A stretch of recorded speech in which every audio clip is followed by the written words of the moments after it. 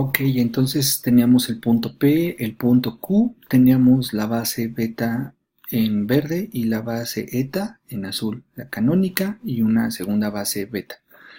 Habíamos visto que la representación de P en términos de la canónica es exactamente el mismo, 2,2, y la representación de P en términos de la base beta era 2,0.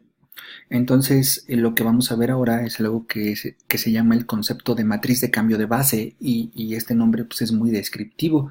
Vamos a encontrar una matriz que al multiplicarla por una representación nos da una segunda representación.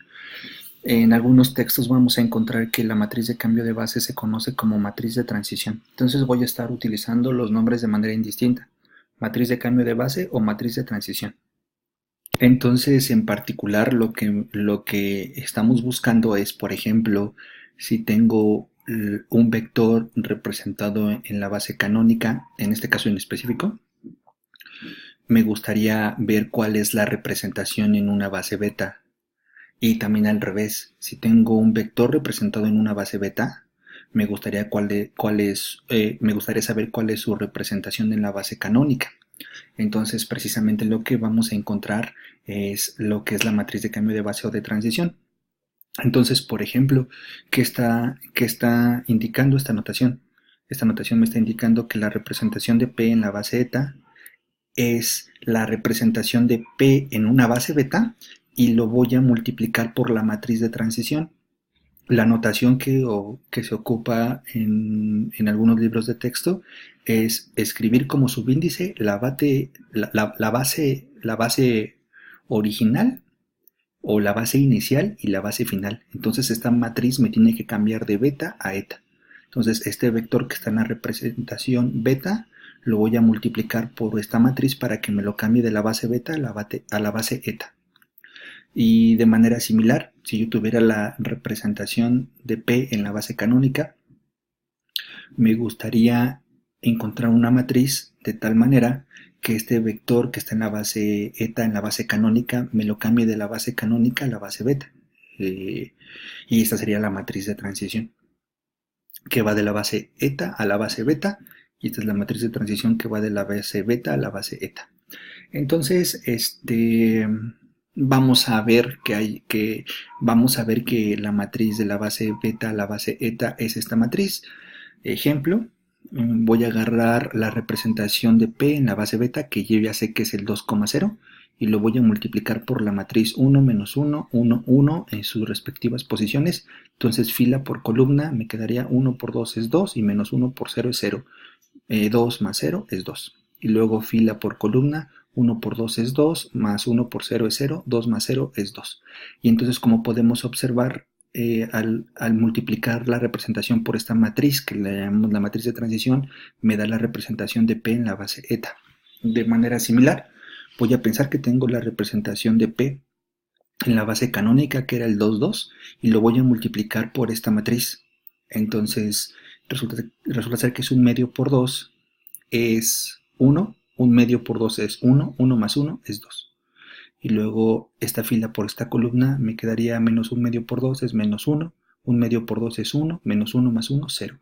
Y como podemos ver, si tengo P en la representación canónica, está al multiplicar por esta matriz, que es la matriz de transición de la canónica a la base beta, me está precisamente calculando la representación de P en la base beta, que era el 2,0.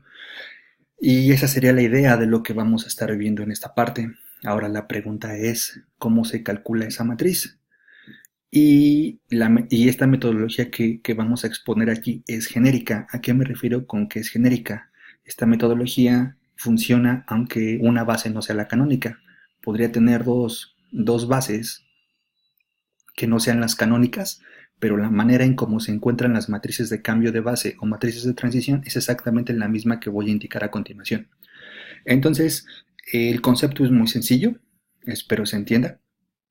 Lo que tenemos que hacer es tomar los vectores de la base origen y escribirlos como combinación lineal de la base final.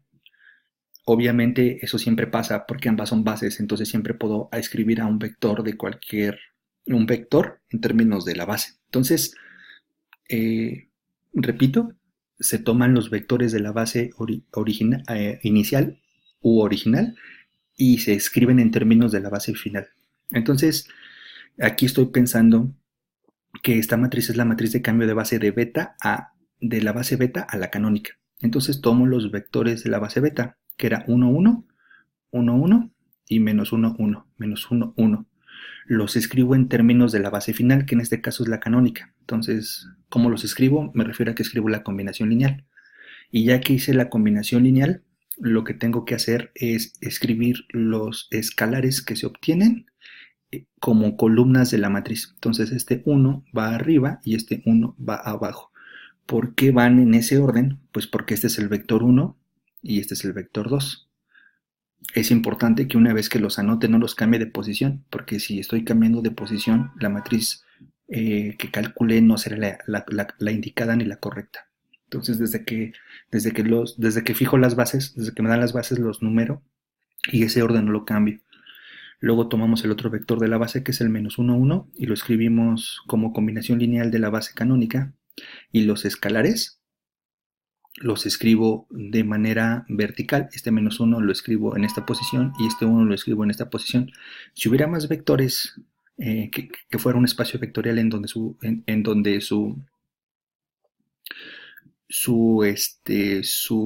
dimensión es mayor que 2, pues tendría que seguir con este procedimiento. Entonces, como observamos, pues el procedimiento no es complejo. Lo difícil sería resolver los sistemas de ecuaciones para saber cómo armar los escalares de acuerdo a los vectores indicados. Y así es como se construye esta matriz. ¿Cómo se construye la matriz de la base eta a la base beta, a la canónica? En esta serie de videos voy a utilizar la letra eta para referirme a la canónica. Pero en general este procedimiento, como dije hace unos momentos, es el mismo. O sea, esta base podría ser cualquier base que no sea la canónica, pero el procedimiento es el mismo. Entonces, repito el procedimiento. Tomamos los vectores de la base origen, que en este caso estamos en la base eta, que sería 1, 0 y 0, 1, y los escribimos como combinación lineal de la base final. La base final es la beta. Entonces recordemos que los vectores de la base beta era el 1, 1 y el menos 1, 1. Como yo ya tengo resuelto mi sistema de ecuaciones de los escalares, que si recordamos del video anterior era la suma de las componentes entre 2 y la otra era la segunda componente menos la primera componente entre 2, pues rápidamente puedo calcular estos escalares y nuevamente los coloco de forma vertical. El primer escalar va arriba, el segundo escalar va abajo. ¿Cómo sé que es el primero? Porque está multiplicándose a mi B1. ¿Cómo sé que es el segundo? Porque está multiplicando a mi B2. Hago lo mismo con el segundo vector. ¿Cómo sé que es el segundo vector? Porque yo así los numeré, el primero y el segundo. Entonces lo escribo como una combinación lineal de la base beta. Yo ya sé que las constantes, los escalares se arman de una manera en específica y estos elementos los coloco como columna de mi matriz. Y esta es la matriz de cambio de base de la base eta a la base beta. Y así es como se tendrían que construir las matrices de transición o de cambio de base. Hay algo bien importante y que es de mucha utilidad. Una matriz de cambio de base de la base gamma a la base beta, pues resulta ser que es la inversa de la base beta, de la base gamma a la base beta, es la inversa de la base beta a la base gamma. Es decir, si yo calculo la inversa de esta matriz, me va a dar esta expresión, y si yo calculo la inversa de esta matriz, me va a dar esta expresión. Una nota que es un resultado importante. Observemos que la matriz de transición de una base beta a la canónica, específicamente a la canónica, es simplemente colocar a los vectores como columnas de la matriz. Entonces, por ejemplo, esta matriz es la matriz de cambio de base de la beta a la canónica. Y si observan cómo se construyó, pues se construyó con el procedimiento general que siempre funciona, pero en particular cuando la final es la canónica, pues pareciera que solo tomé el vector B1 y el vector B2 y los puse como columnas. Observemos que 1, 1, 1, 1, menos 1, 1, menos 1, 1. Entonces, estos dos resultados son importantes. La matriz de cambio de base la matriz de transición de gamma a beta es la inversa de la de beta a gamma. Eso siempre va a suceder, y también siempre lo que va a suceder es que cuando cambiemos de la base beta a la canónica, directamente sin hacer cálculos, los puedo hacer pero va a coincidir, pues la matriz de cambio de base es poner los vectores de la base beta como en el orden indicado como los numeras, como columnas de una matriz y esa será la matriz de cambio de base.